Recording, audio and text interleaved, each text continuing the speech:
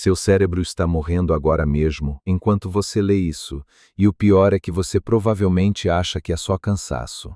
Deixa eu te contar uma coisa que demorei muito tempo para entender. Tem alguns anos, eu estava sentado numa reunião de trabalho, uma reunião simples, do tipo que eu tinha participado centenas de vezes na vida. E do nada, no meio de uma frase, o nome do meu colega sumiu. Simplesmente apagou. Eu conheci aquele cara há mais de 8 anos, tomei café com ele toda semana, e ali, naquele momento, o nome dele sumiu como fumaça. Fiquei olhando para ele com aquele sorriso travado, tentando disfarçar o pânico que estava batendo no meu peito. Depois daquela reunião, fui direto ao banheiro, abri a torneira, botei água fria no rosto e fiquei me encarando no espelho por um tempo que não sei dizer quanto foi. Pensei que estava ficando louco. Pensei que era estresse. Pensei em 1000 coisas, menos na verdade. E a verdade é bem mais assustadora do que qualquer explicação fácil que a gente costuma dar para si mesmo. Não era estresse, não era falta de sono, não era a correria do dia a dia roubando minha atenção. Era um processo silencioso que já estava acontecendo dentro do meu cérebro fazia tempo e que eu nunca tinha percebido porque ele não dói, não aparece em nenhum exame de rotina e ninguém te avisa que ele existe.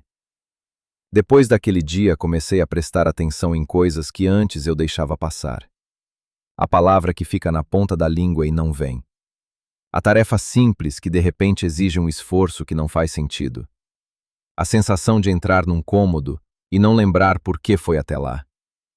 Esses sinais pareciam pequenos, isolados, sem importância.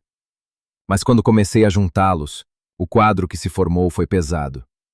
O que eu não sabia é que tinha uma resposta para isso. Não um remédio, não um suplemento caro, não uma dieta elaborada. Algo muito mais simples e, ao mesmo tempo, muito mais profundo do que qualquer coisa que eu já tinha considerado. Mas antes de chegar nessa resposta, eu precisei entender o problema de verdade. E entender o problema de verdade mudou tudo. Se você já sentiu algum desses sinais, mesmo que uma vez, mesmo que de forma leve, fica aqui comigo porque o que vem a seguir vai fazer muito sentido para você. E se curtir o conteúdo, me ajuda deixando um like e se inscrevendo no canal. Isso faz uma diferença enorme para que esse tipo de informação chegue a mais pessoas. Deixa eu te explicar o que está acontecendo lá dentro, porque a maioria das pessoas nunca ouviu isso de forma clara e direta. O seu cérebro é o órgão mais exigente do seu corpo. Ele representa algo em torno de 2% do seu peso total, mas consome quase 20% de todo o oxigênio que você respira. E a parte que mais consome, a que fica bem atrás da sua testa, é exatamente a responsável por memória, raciocínio, tomada de decisão e velocidade de processamento. Essas células são literalmente movidas a oxigênio, como um motor movido a combustível. Só que com o passar dos anos, a eficiência com que esse combustível chega até elas começa a cair. Não de uma vez, devagar, tão devagar que você nem percebe. Um dia você está com memória afiada, raciocínio rápido, clareza total. Alguns anos depois está no banheiro com água fria no rosto, tentando lembrar o nome de alguém que você conhece há quase uma década. E sabe o que é mais cruel nesse processo? Não dói, não tem alarme, não tem sinal vermelho piscando. O cérebro vai compensando, vai se adaptando, vai disfarçando até o ponto em que não consegue mais. E quando os sinais aparecem de forma clara, o processo já está acontecendo faz tempo. Eu fiquei meses achando que o problema estava na minha rotina, no meu nível de hidratação, no quanto eu estava dormindo. Tentei de tudo. Água com limão de manhã, 8 horas de sono, menos tela antes de dormir. Funcionou um pouco, mas a sensação de névoa mental voltava sempre. Porque eu estava tratando os sintomas sem entender o que estava causando eles.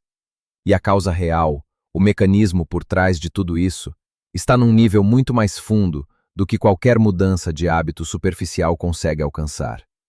Está dentro das próprias células. E é exatamente lá que a solução também está. Existe uma proteína dentro do seu corpo que pode reconstruir o seu cérebro, e ninguém nunca te falou que ela existe. Quando eu descobri isso, fiquei parado na frente do computador por um tempo sem conseguir processar. Não porque era complicado, mas porque era simples demais. E quanto mais eu entendia o mecanismo, mais eu ficava com aquela sensação incômoda de que alguém deveria ter me contado isso muito antes. Deixe eu explicar do jeito que faz sentido para mim, do jeito que eu entendi quando finalmente encontrei a informação certa. Dentro de cada célula do seu corpo existe um sistema de resposta a emergências. Esse sistema fica em modo de espera a maior parte do tempo, quieto, sem fazer nada. Mas quando o nível de oxigênio disponível cai de forma breve e controlada, esse sistema acorda. E quando ele acorda, ele faz coisas que nenhum remédio consegue replicar. Ele manda sinais para reparar vasos sanguíneos que estavam com funcionamento comprometido. Ele estimula a criação de novas mitocôndrias, que são as estruturas responsáveis por gerar energia dentro das células. E ele dispara a produção de uma substância chamada BDNF, que é basicamente o adubo do seu cérebro. O BDNF é o que permite que novos caminhos se formem entre os neurônios. É o que protege as células existentes de se deteriorarem. É o que a neurociência atual aponta como o principal ingrediente da memória e da capacidade de aprendizado. Sem ele em quantidade suficiente, o cérebro começa a funcionar como uma cidade com metade das ruas bloqueadas. O tráfego acontece, mas devagar, com desvios, com perda. O problema é que esse sistema de emergência não é ativado por vitamina C, não é ativado por café, não é ativado por nenhum suplemento que você encontra numa prateleira de farmácia. Ele é ativado por uma coisa muito específica. Uma variação controlada no nível de oxigênio disponível para as células. Uma queda breve, recuperável, voluntária. Não uma privação perigosa, não algo que coloca o corpo em risco. Uma oscilação precisa, como a maré subindo e descendo, que acorda o sistema e desencadeia toda a cascata de reparo. E quando eu entendi isso, a próxima pergunta que me veio foi imediata. Como eu faço isso acontecer de forma intencional? A resposta estava num lugar que eu nunca teria imaginado procurar. Agora para um segundo e imagina o seguinte. Milénios atrás, num mundo sem laboratório, sem microscópio, sem exame de sangue, um grupo de pessoas desenvolveu protocolos detalhados para intervir no funcionamento interno do corpo humano, usando apenas a respiração. Não de forma aleatória. De forma sistemática, observacional, com proporções exatas, com descrições precisas do que deveria acontecer no corpo durante cada fase da prática. Eles descreviam sensações internas que hoje a fisiologia moderna consegue identificar e nomear. O calor que se espalhava pelo peito durante a retenção do ar é o que a ciência chama de aumento da pressão intratorácica. A clareza mental que vinha depois era o que hoje reconhecemos como aumento da perfusão cerebral. Eles não tinham o vocabulário que a gente tem, mas tinham um mapa. E esse mapa era absurdamente preciso. Eu lembro da primeira vez que li a descrição de uma dessas práticas numa tradução de um texto muito antigo. Estava numa tarde de sábado, com cheiro de café passado na cozinha, chuva fina batendo na janela, e eu fui lendo aquilo devagar, relendo, porque não estava conseguindo acreditar no que via. Cada detalhe que eles descreviam correspondia a algo que eu já tinha lido em artigos de neurociência. A sequência das fases, o efeito no sistema nervoso, a sensação nos momentos seguintes à prática. Era como ler dois livros escritos em idiomas completamente diferentes que contavam exatamente a mesma história. E aí veio a pergunta que mudou tudo para mim.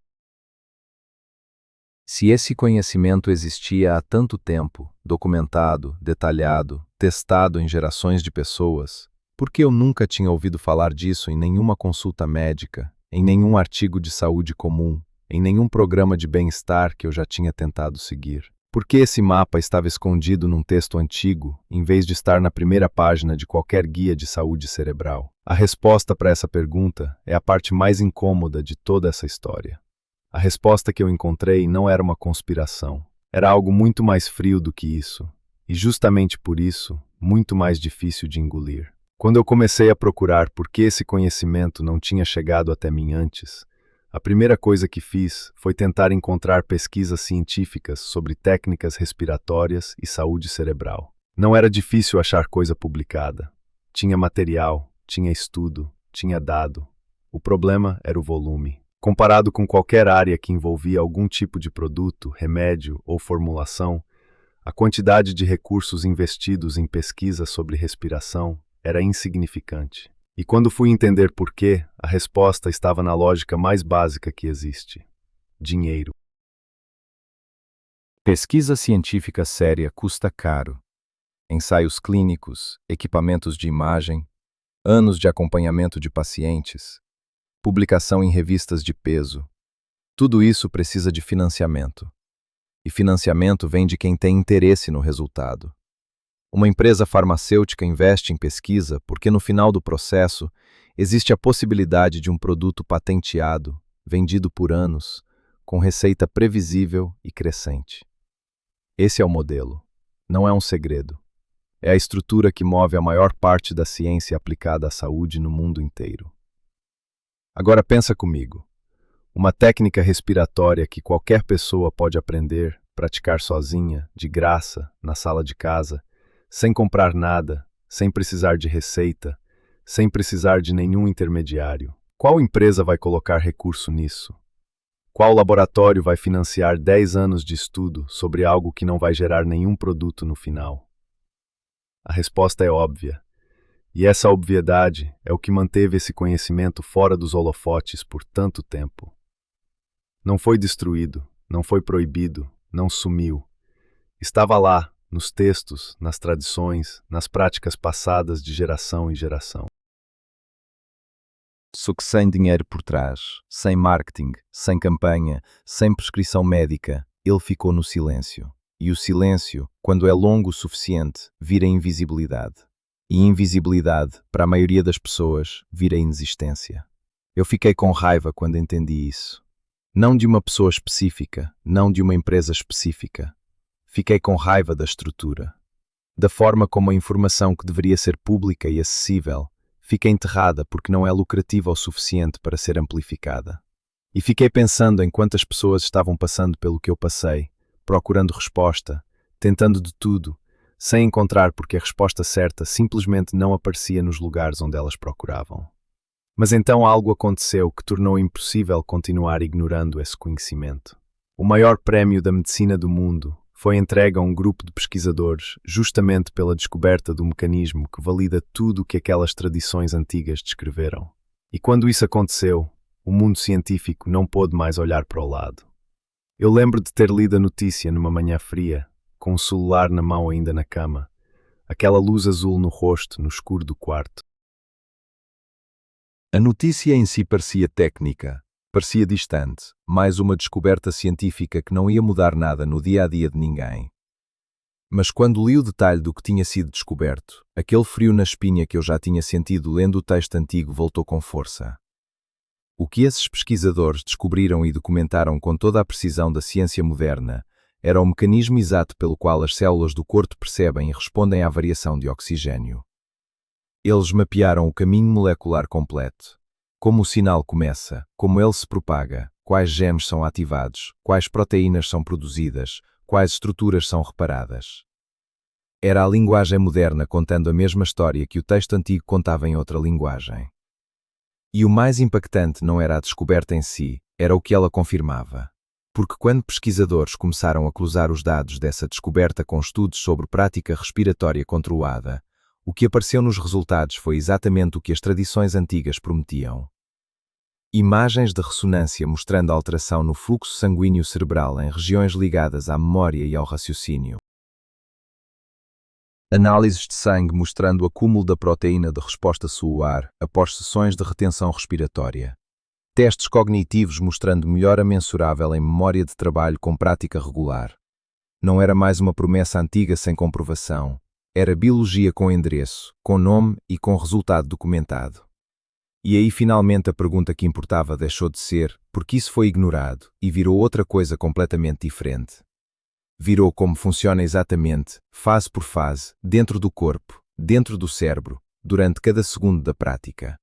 O que acontece dentro do seu cérebro durante essa técnica é tão preciso que parece roteiro de cirurgia, e entender isso muda completamente a forma como você vai praticar. Quando eu finalmente entendi o mecanismo fase por fase, parei de ver a prática como algo místico ou abstrato. Ela virou engenharia. Engenharia do próprio corpo. E essa mudança de perspectiva foi o que me fez levar a sério de verdade. Deixei-te passar o que eu aprendi, do jeito que eu processei, sem complicar.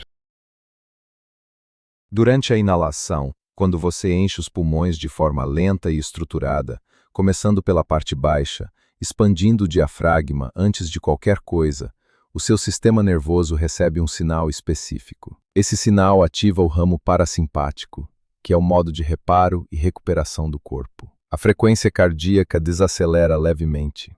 A tensão muscular cai.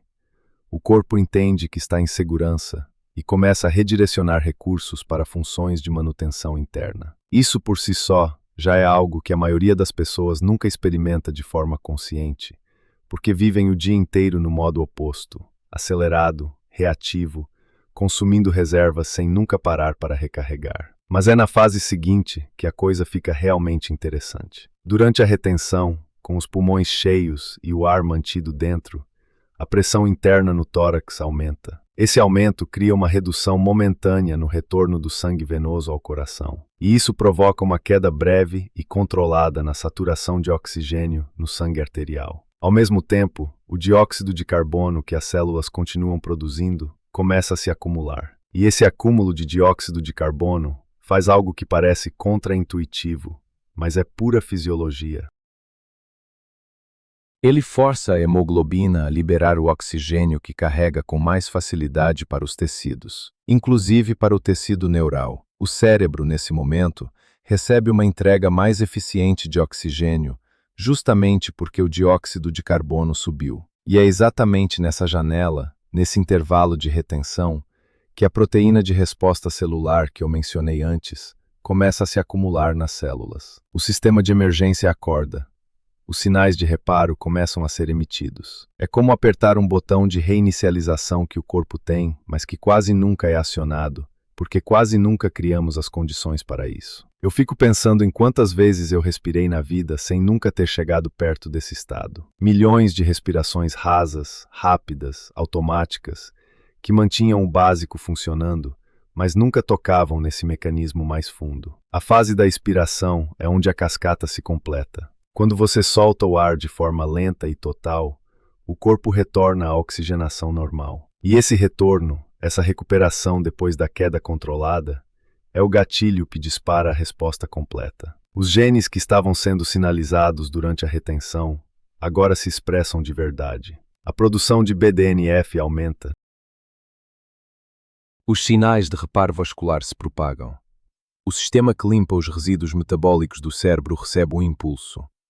Tudo isso em função de uma expiração lenta e completa que a maioria das pessoas nunca faz, porque sempre deixam um resíduo de ar nos pulmões por hábito. Cada uma das três fases tem uma função que depende das outras duas. Não funciona pela metade. Não funciona apressado. A proporção entre elas é o que determina se você está criando as condições certas ou apenas respirando de forma ligeiramente diferente sem resultado real. E essa proporção foi a coisa que mais me impressionou quando encontrei pela primeira vez nos textos antigos, porque ela não é aleatória, não é simbólica, não é arbitrária. Ela é a proporção exata que cria o efeito fisiológico completo que a ciência moderna depois confirmou em laboratório. Agora que você entende o que acontece lá dentro, faz muito mais sentido entender como aplicar isso na prática de forma correta, consistente e sem erro. A técnica em si é simples de aprender e difícil de esquecer uma vez que você sente o efeito na primeira sessão. A inalação é feita pelo nariz, de forma lenta e progressiva, contando 4 tempos. Não é uma respiração qualquer. Você começa expandindo a barriga, depois o meio do tórax, depois o topo do peito, como se estivesse enchendo uma garrafa de baixo para cima. Esse sequenciamento ativa o diafragma de forma completa e garante que a pressão interna durante a retenção seguinte seja a correta. A retenção dura 16 tempos, 4 vezes mais longa que a inalação. Boca fechada, garganta levemente contraída para selar o ar dentro.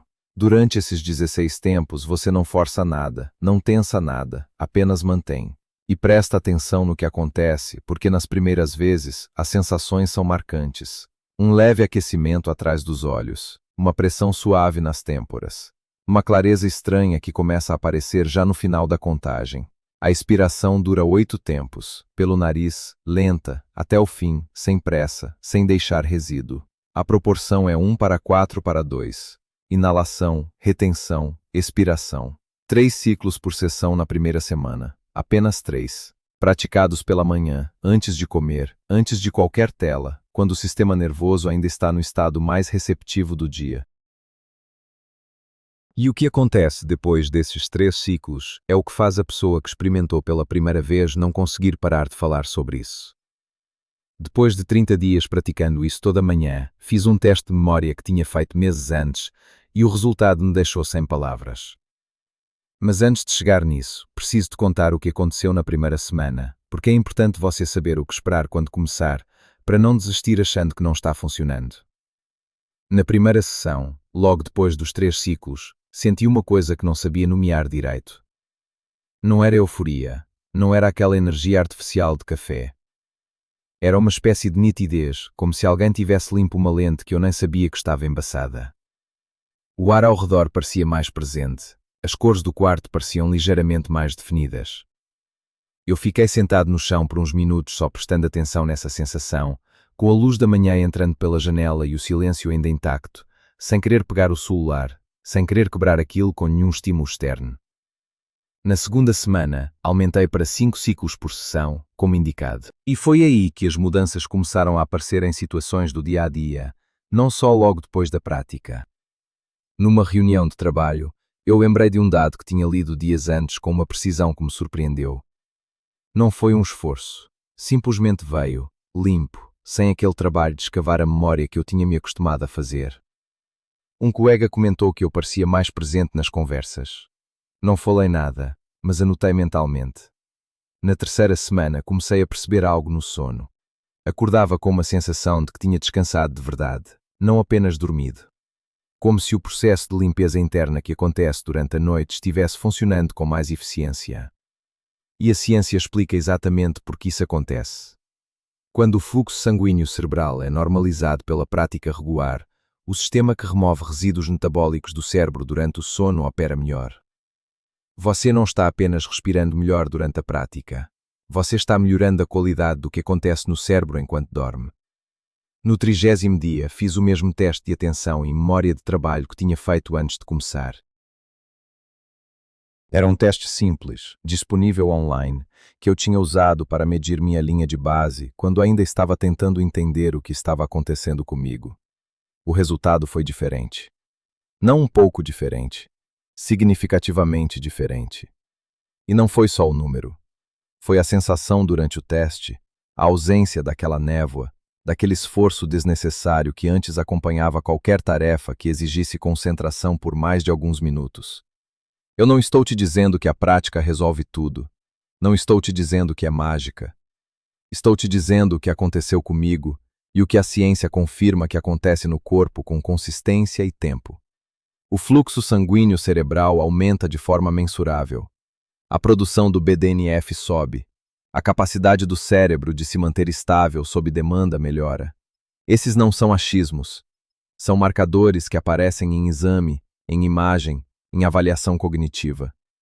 E o que mais me pegou foi perceber que tudo isso estava disponível o tempo inteiro, esperando, sem pedir nada em troca. O que eu precisava não estava numa caixinha com promessa de resultado em 30 dias vendida por um influenciador. Não estava numa fórmula cara de nootrópico importado. Não estava em nenhum protocolo elaborado que exige equipamento, aplicativo ou assinatura mensal. Estava na respiração. Na minha própria respiração. Que eu faço desde o primeiro segundo de vida e nunca soube usar de verdade. E isso me leva à parte que eu preciso que você ouça com atenção, porque é a mais importante de tudo que eu disse até agora.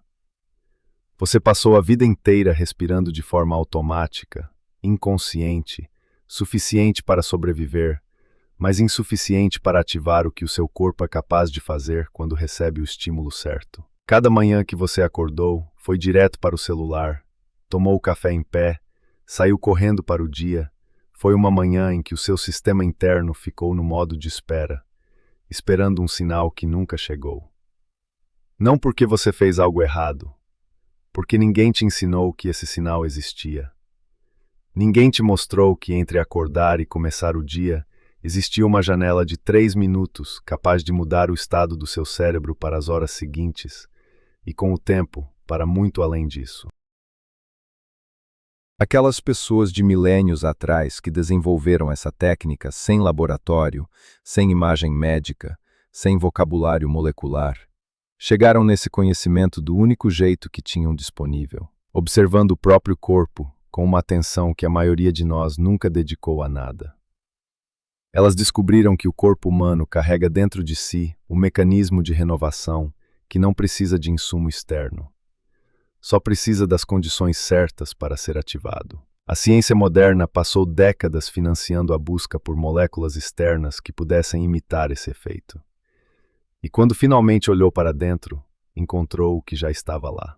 Isso me faz pensar numa coisa que não consigo tirar da cabeça desde que entendi tudo isso. A gente vive numa época com mais acesso à informação do que qualquer geração antes da nossa.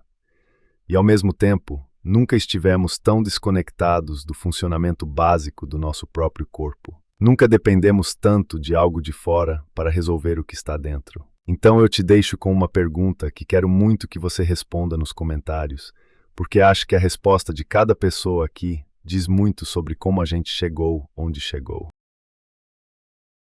Se você soubesse desde os 20 anos que 3 minutos de respiração correta toda manhã poderia preservar a sua memória e a clareza mental por décadas, você teria feito? Ou teria continuado buscando algo que viesse numa embalagem? Responde isso nos comentários. Quero saber o que você acha de verdade. E se esse conteúdo te fez pensar, se você chegou até aqui e algo mudou na forma como você enxerga o seu próprio corpo, me ajuda deixando um like e se inscrevendo no canal. Isso faz com que mais pessoas encontrem essa informação, e tem gente que precisa muito ouvir isso hoje.